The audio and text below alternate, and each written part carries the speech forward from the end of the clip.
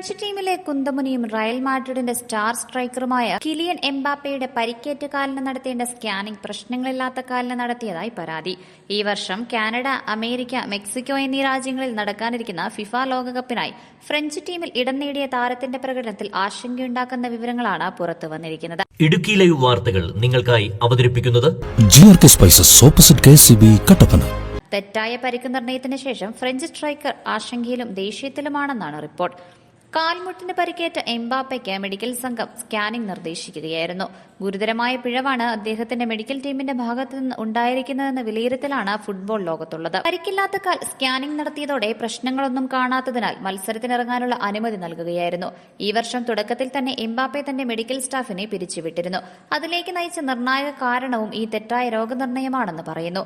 2023 അവസാനത്തോടെ പുറത്താക്കപ്പെട്ടതിനെ തുടർന്ന് കഴിഞ്ഞ വേനൽക്കാലത്ത് ടീം പുനഃസംഘടിപ്പിച്ചതിനു ശേഷം ഡോക്ടർ നിക്കോ മെഹിക്കിനെ വകുപ്പ് മേധാവിയായി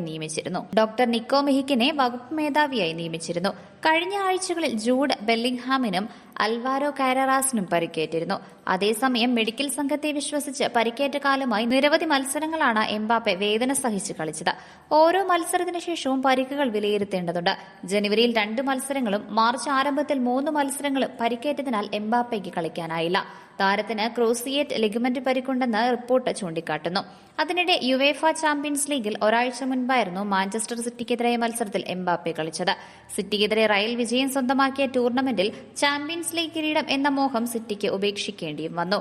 sports desk, Idukki live.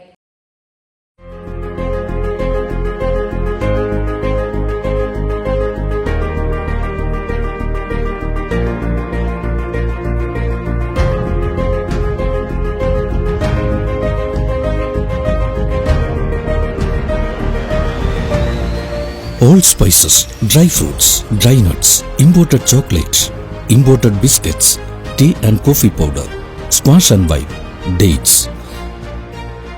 Auspicious flavor for all. GRK Spices opposite KCB Kattapana.